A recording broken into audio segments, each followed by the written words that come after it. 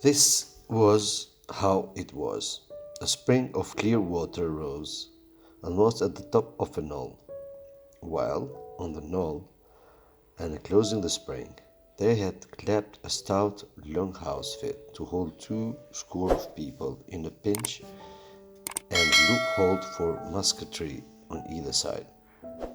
All around this they had cleared a wide space, and then the thing was completed by a paling 6 feet high, without door or opening, too strong to pull down without time and labor, and too open to shelter the besiegers. The people in the log house had them in every way. They stood quiet in the shelter and shot the others like partridges.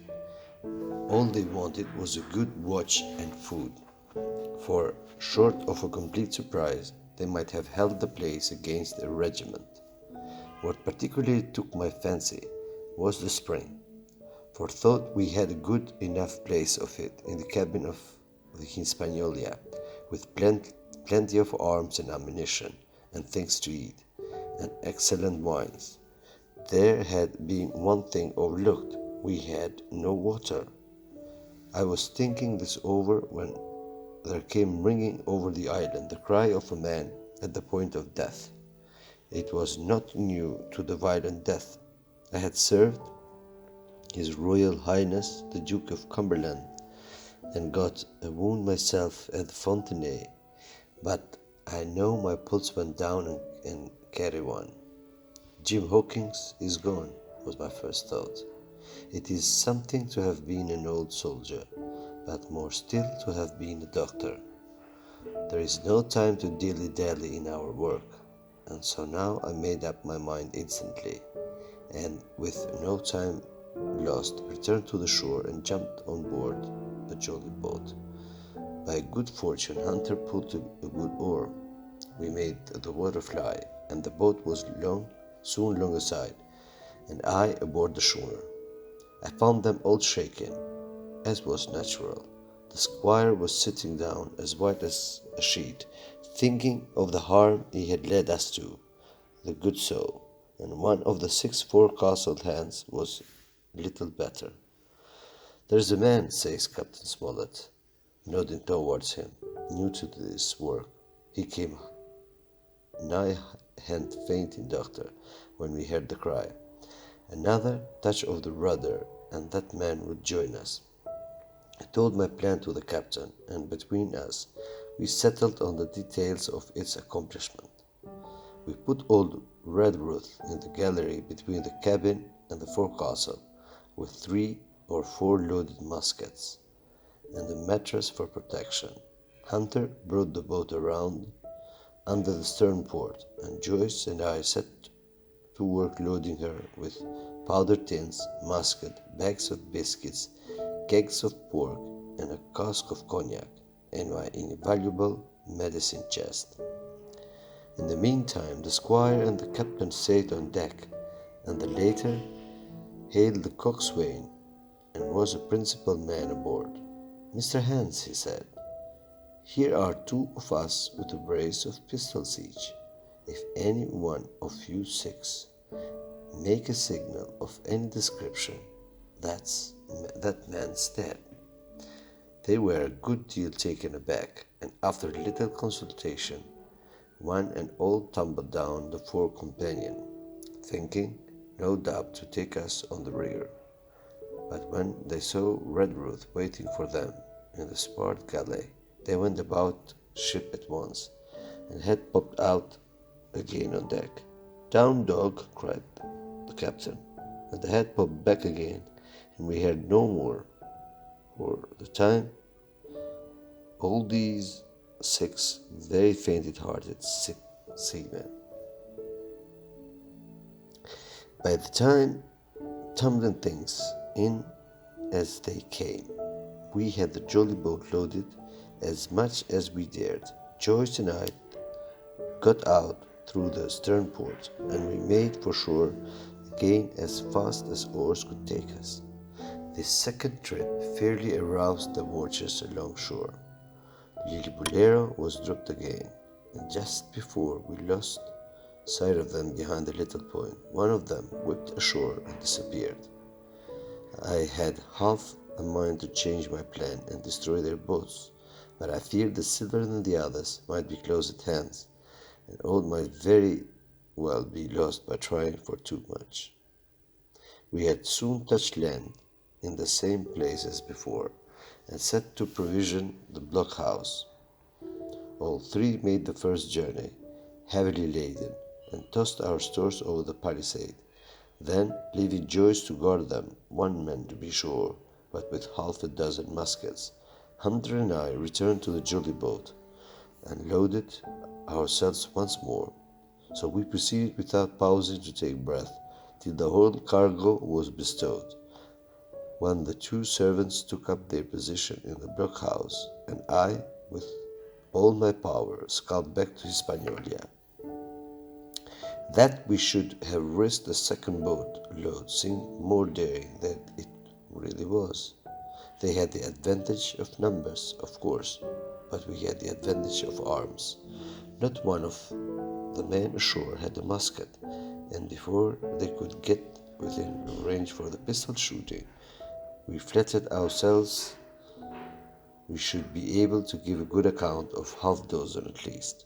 The squire was waiting for me at the stern window, all this faintness gone from him. He caught the painter and made it fast, and we fell to loading the boat for our very lives. Pork, powder, and biscuit was the cargo, with only a musket and a cutlass apiece for the squire and me and Redbreast and the captain.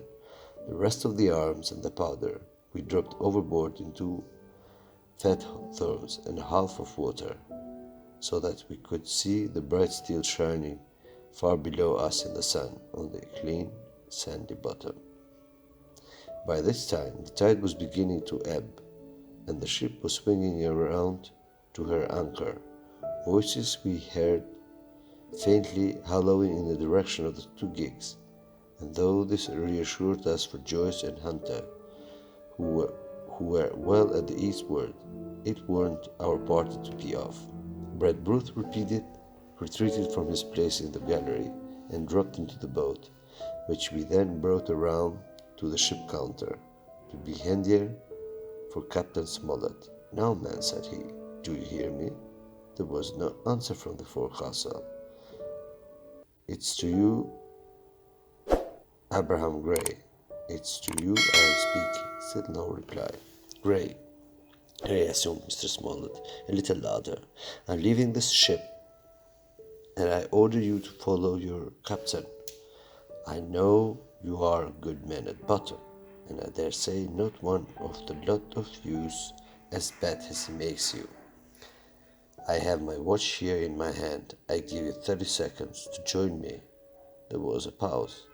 "Come, my fine fellow," continued the captain, "don't hang so long in stays. I'm risking my life and the lives of these good gentlemen every second." There was a sudden scuffle, a sound of blows, and out burst Abraham Gray with a knife cut on the side of the cheek, and came running to the captain like a dog to the whistle. "I'm with you, sir," said he, and the next moment he and the captain had dropped board of us and had shoved off and given away. We were clear out of the ship, but not yet ashore in our stockade. 17. Narrative continued by the Doctor. The Jolly Boat's last trip. This fifth trip was quite different from any of the others. In the first place, the little gallipot of a boat that we were in was gravely overloaded. 5 grown men, and 3 of them, Trelawney, Redbreast, and the captain, over 6 feet high, was already more than she could meant to carry. Add to that the powder, pork, and bread bags. The gunwale was lipping astern. Several times we shipped a little water, and my breeches and the tails of my coat were all soaking wet before we had gone beyond 100 yards. The captain made us trim the boat, and we got her to lie a little more evenly. All the same, we were afraid to breathe. In the second place, the ebb was now making a strong ripple current running westward through the basin, and then southward and seaward down the straits by which we had entered this morning. Even the ripples were a danger to our overloaded craft, but the worst of it was that we were swept out of our true course and away from our proper landing place behind the point. If we let the current have its way, we should come ashore beside the gigs, where the pirates might appear at any moment.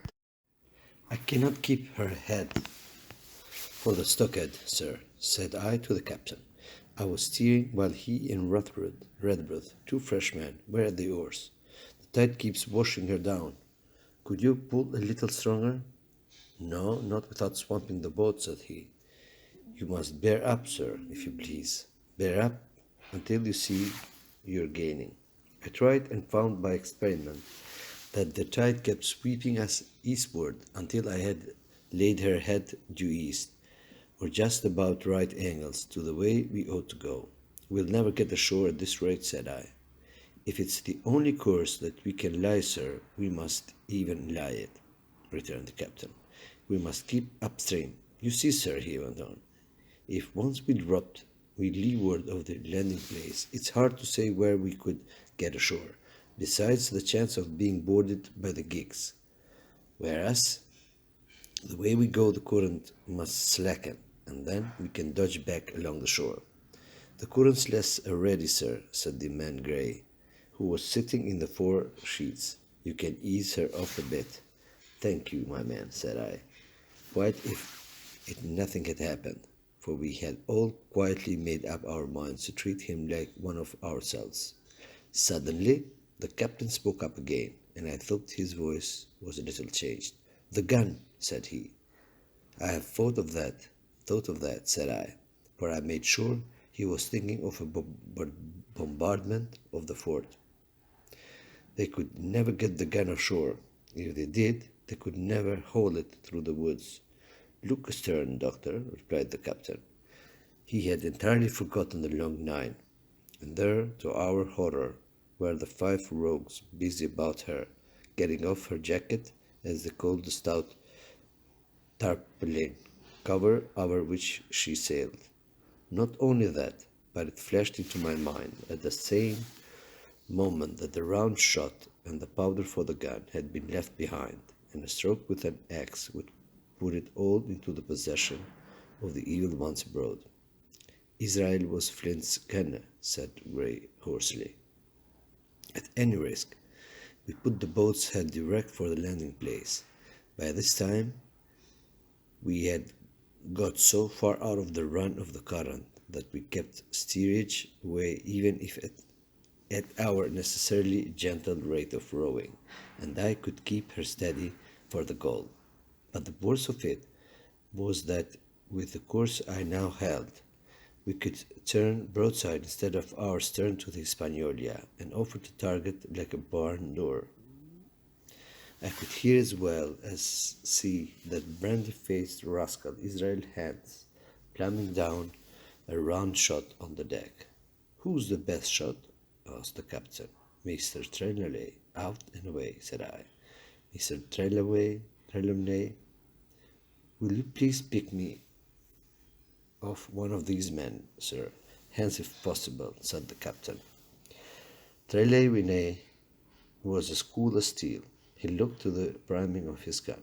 Now, cried the captain, easy with that gun, sir, or you'll swamp the boat. All hands, stand by to trim her when he aims. The squire raised his gun. The rowing ceased, and we leaned over to the other side to keep the balance, and all was so nicely contrived that we did not ship a drop. They had the gun by this time, slewed around upon the swivel, and Hans, who was at the muzzle with a rammer, was in consequence the most exposed. However, we had no luck, for just as Trelawney fired, down he stooped, and the ball whistled over him, and it was one of the other four who fell. The cry he gave was echoed not only by his companions on board, or by a great number of voices from the shore, and looking in that direction showed the other pirates trooping out from among the trees and tumbling to their places in the boats. "Here comes the gig, sir," said I. "Give away then," cried the captain. "We mustn't mind if we swamp her now. If we can't get ashore, all's up." "Only one of the gigs is being manned, sir," I added. "The crew of the other most likely going around by shore to cut us off." "They have a hot run, sir," returned the captain. "Check ashore, you know. It's not them I mind, it's the round shot. Carpet bowls, my lady maid couldn't miss. Tell us, squire, when do you see the match, and we'll hold water." In the meanwhile, we had been making headway at the good pace for a boat so overloaded, and we had shipped but little water in the process. We were now close in, 30 or 40 strokes, and we should beach her, for the ebb had already disclosed a narrow belt of sand below the clustering trees. The gig was no longer to be feared. The little point had already concealed it from our eyes. The ebb tide, which had so cruelly delayed us, was now making reparation and delaying our assailants. The one source of danger was the gun. "If I durst," said the captain, "I'd stop and pick off another man." But it was plain that they meant nothing should delay their shot. They had never so much as looked at their fallen comrade, though he was not dead, and I could see him trying to crawl away. "Ready?" cried the squire. "Hold!" cried the captain, quick as an echo, and he and the Rathbrood backed with a great heave that sent her stern bodily under water. The report fell in the same instant of time, and this was the first that Jim heard, the sound of the squire's shot not having reached him. Where the ball passed, not one of us precisely knew, but I fancy it must have been over our heads, and that the wind of it might have contributed to our disaster. At any rate, the boat sank by the stern, quite gently, in 3 feet of water, leaving the captain and myself facing each other on our feet. The other three took complete headers and came up again drenched and bubbling. So far, there was no great harm. No lives were lost, and we could wade ashore in safety. But there were all our stores at the bottom, and to make things worse, only 2 guns out of 5 remained in the state for service. Mine I had snatched from my knees and held over my head by a sort of instinct. As for the captain, he had carried his over his shoulder by his bandolier, and like a wise man, lock uppermost. The other 3 had gone down with the boat. To add to our concern, we had voices already drawing near us in the woods along the shore, and we had not only the danger of being cut off from the stockade in our half-crippled state, but the fear before us whether if Hunter and Joyce were attacked by half a dozen, they would have the sense and conduct to stand firm.